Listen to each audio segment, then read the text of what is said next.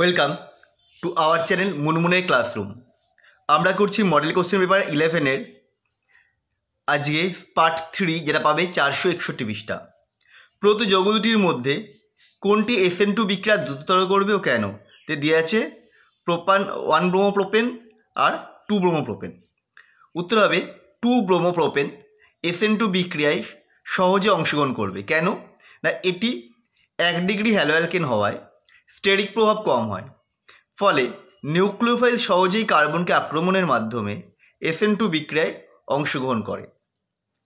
কিন্তু CH3CH2CHBr secondary alkane হওয়ায় steric প্রভাবের দরুন 1 ডিগ্রি অ্যালকেন অপেক্ষা বেশি, তাই SN2 বিক্রিয়ায় অংশগ্রহণ করতে হবে কিন্তু বেশি সময় নেই, কারণ ব্যাক সাইড অ্যাটাক করার জন্য বাধা পাবে বেশি, সেই জন্য এটার বেশি সময় লাগবে। চলো পরের কোশ্চেন। CFC দ্বারা ওজোন স্তর কীভাবে ক্ষতিগ্রস্ত হয় তা রাসায়নিক সমীকরণের সাহায্যে লিখতে বলেছে। আমরা লিখছি যে প্রথমে হবে Cl ডট তৈরি হয় ফ্রি র্যাডিক্যাল, যেটা কী করে ওজনের সাথে বিক্রিয়া করে ClO ডট প্লাস O2 তৈরি করে। এই ClO ডটটা বা ফ্রি র্যাডিক্যালটা আবার ওজনের সাথে বিক্রিয়া করে chlorine free radical plus 2O2 করে। এইভাবে একটা ক্লোরিন ফ্রি র্যাডিক্যাল প্রায় 50 লক্ষ ওজোন অণুকে ধ্বংস করতে পারে। এফেটা ছিল হ্যালো অ্যালকেন হ্যালোয়ারেন্সের কোশ্চেন। এরপরে যেটা আছে জিটা হচ্ছে অ্যালকোহল ফেনল ইথারের কোশ্চেন। অ্যালকোহল অপেক্ষা ফেনল অধিকতর আম্লিকতার কারণ কি? অ্যালকোহল থেকে H+ আয়ন মুক্ত হলে যে অ্যালকক্সাইড আয়ন উৎপন্ন হয় তার রেজোনেন্স সুস্থিতি নেই, তাই অ্যালকোহল সহজে H+ আয়ন উৎপন্ন করে না, তাই অ্যালকোহল আম্লিক নয়।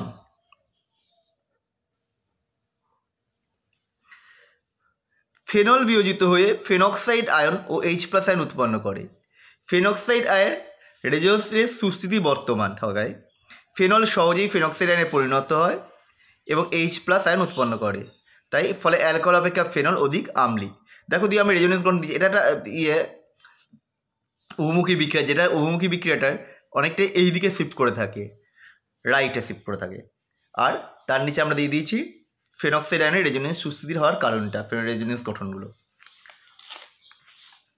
পরে কোশ্চেন দেখো, ইথাইল অ্যালকোহল থেকে আয়োডোফর্ম প্রস্তুত করে কীভাবে, এর সমীকরণ জানতে চেয়েছে। এটা অ্যালকোহল ফেনল ইথারের কোশ্চেনও বলতে পারো, আবার হ্যালোফর্মের কোশ্চেন অর্থাৎ অ্যালকিল হ্যালাইডের থেকেও বলতে পারো। এটা যে CH3CH2OH থেকে I2 আর NOH উত্তপ্ত করা হয়েছে, তৈরি হয়েছে iodoform plus HCOONA sodium format. পরেরটা কীভাবে রূপান্তর করবে, শুধু সমীকরণগুলো জানতে চেয়েছিল। মিথানল থেকে ইথানল, দেখো মিথানলকে আমি প্রথমে PCl5 দিয়েছি, মিথাইল ক্লোরাইড হয়েছে, KCN দিলাম, মিথাইল সায়ানাইড। এবার Na/C2H5OH দিয়েছি, বা তুমি LiLH4 দিতে পারো, তাহলে CH3CH2NH বিজারণ হলো, তাকে NaNO2HCl 0 থেকে 5 ডিগ্রি সেন্টিগ্রেড দিলে তৈরি হয়ে যাবে ইথানল। পরেরটা বলেছে অ্যাসিটিলিন থেকে ডাইইথাইল ইথার। অ্যাসিটিলিনকে প্রথমে Hg2+ 20% H2SO4 আর 80 ডিগ্রি সেন্টিগ্রেড হিট করলাম, তৈরি হলো অ্যাসিটালডিহাইড। একে লিথিয়াম হাইড্রেট দিলে তৈরি হবে ইথানল। ইথানলকে গাঢ় H2SO4 ও 140 ডিগ্রি সেন্টিগ্রেড হিট করলে তৈরি হবে ডাইইথাইল ইথার। চলো পরের কোশ্চেনে যাই। এটা নাইট্রোজেন ঘটিত যৌগ থেকে আমরা পাচ্ছি। এই বড় কোশ্চেনগুলো তোমরা করতে পারো, কিন্তু আমি বলবো বড় কোশ্চেন এই ধরনের যে কোশ্চেনগুলো এড়িয়ে যাওয়াই ভালো। C2H3N আণবিক সংকেত বিশিষ্ট জৈব যৌগ A বিজারিত হয়ে B উৎপন্ন করে, অর্থাৎ এটা হলো কি, এটা ছিল মিথাইল সায়ানাইড। বিকে এই যে একে বিজারিত করলে বি হচ্ছে কোনটা, তাহলে ইথাইল অ্যামিন। বিকে এই যে বিক্রিয়া করলে কী হবে, ইথাইল অ্যালকোহল উৎপন্ন হয়, বলেই দিয়েছে। আবার বিকে ক্লোরোফর্ম মানে ইথাইল অ্যামিনকে ক্লোরোফর্ম আর অ্যালকোহলিক এসে উত্তপ্ত করলে কী হবে, দুর্গন্ধযুক্ত ইথাইল আইসোসায়ানাইড উৎপন্ন হবে, মানে সেটা হচ্ছে সি। এই যে দেখো এটা যেটা বললাম সেটাই আমি লিখে দিয়েছি। এ হলো মিথাইল সায়ানাইড, একে বিজারিত করলে হচ্ছে এই ইথাইল অ্যামিন CH3CH2NH2, একে ক্লোরোফর্ম ও অ্যালকোহলিক এসে উত্তপ্ত করলে দুর্গন্ধযুক্ত বিশিষ্ট পদার্থ সি অর্থাৎ ইথাইল আইসোসায়ানাইড উৎপন্ন হয়। বিক্রিয়াগুলো লিখে দিয়েছি, এগুলো একদম পুরো স্ক্রিনে চলে এসছে। ইথাইল সায়ানাইড একে LiLH4 দিয়ে বিজারণ ঘটালাম, তো ইথাইল অ্যামিনে মিথাইল সায়ানাইড থেকে ইথাইল অ্যামিন, একে HNO2 দিলে পারে তৈরি হচ্ছে ইথাইল অ্যালকোহল, আর অ্যালকোহলীয় KOH দিলে পারে তৈরি হচ্ছে ক্লোরোফর্ম অ্যালকোহলীয় KOH তৈরি হচ্ছে ইথাইল আইসোসায়ানাইড। পরেরটা, অ্যামোনিয়া অপেক্ষা মিথাইল অ্যামিন তীব্রতর ক্ষারক কেন? অ্যামোনিয়া ও মিথাইল অ্যামিন উভয় অণুতেই নাইট্রোজেন পরমাণুর ওপর নিঃসঙ্গ ইলেকট্রন জোড় বর্তমান। এই নিঃসঙ্গ ইলেকট্রন জোড় দানের প্রবণতা যার বেশি সেটি বেশি ক্ষারীয়। মিথাইল অ্যামিনে N পরমাণুর সাথে একটি মিথাইল গ্রুপ যুক্ত থাকে যার প্লাস আই প্রভাব বর্তমান, ফলে বন্ধন ইলেকট্রন জোড় ও নিঃসঙ্গ ইলেকট্রন জোড়ের মধ্যে বিকর্ষণ বেশি হয়। তাই মিথাইল অ্যামিন নিঃসঙ্গ ইলেকট্রন জোড় দানের প্রবণতাও বেশি। তাই অ্যামোনিয়া মিথাইল অ্যামিন অপেক্ষা অ্যামোনিয়া অপেক্ষা methyl amine তীব্রতর ক্ষারক।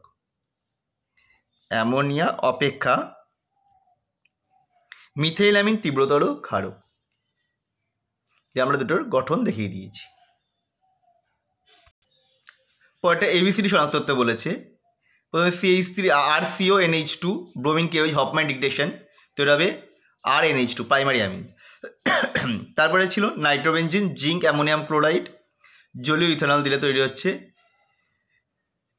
Phenyl hydroxyl amine B. একে টরেন্স বিকে দিলে হবে নাইট্রোসোবেনজিন। দেনো বেনজিন ডাইজোনিয়াম ক্লোরাইডকে HBF4 দিয়েছে তৈরি হচ্ছে ফ্লোরোবেনজিন।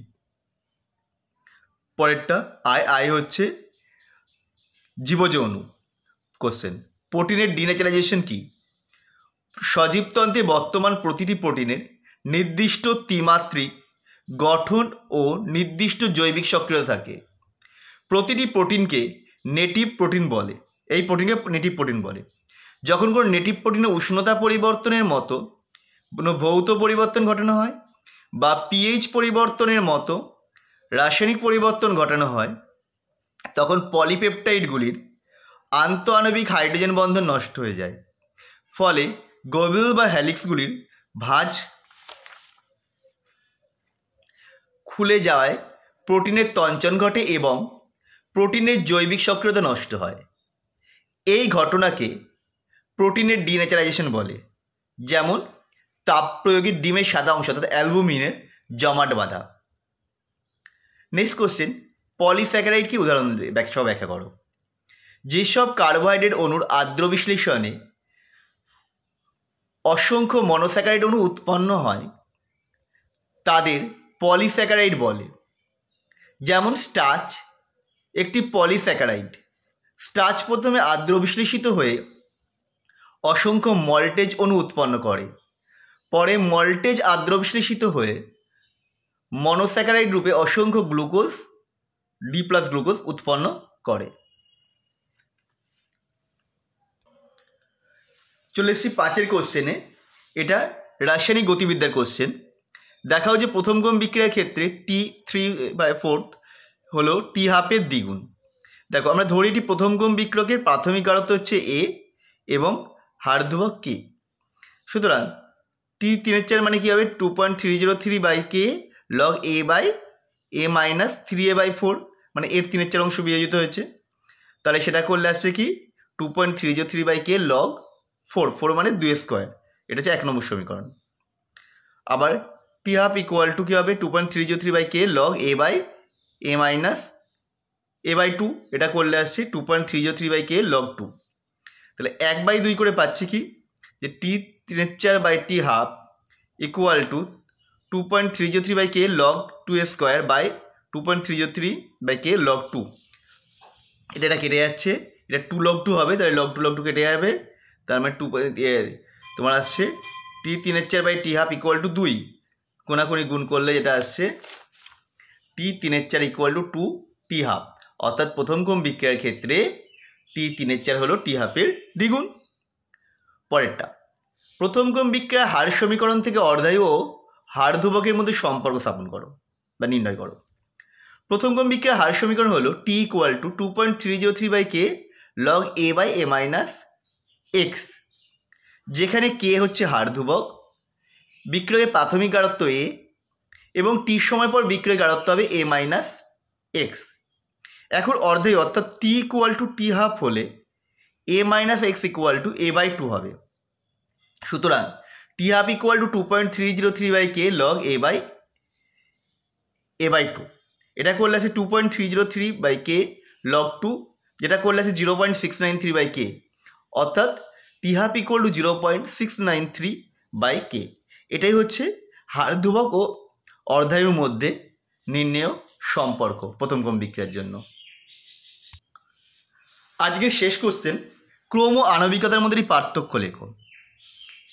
ক্রম ও আণবিকতার মধ্যে পার্থক্য হলো, ক্রম একটি পরীক্ষালব্ধ রাশি যার মান ঋণাত্মক বা শূন্য বা পূর্ণ সংখ্যা বা ভগ্নাংশ হতে পারে, কিন্তু আণবিকতার তাত্ত্বিক রাশি, এর মান কেবলমাত্র পূর্ণ সংখ্যাই হয়, অন্য কিছু হতে পারে না। যদি একটা পার্থক্য বলছি, আমরা একটা পার্থক্য লিখেছি। তো আমাদের ভিডিওগুলো কেমন লাগছে অবশ্যই কমেন্ট করে জানাও। আবার দেখা হবে নেক্সট ভিডিওতে।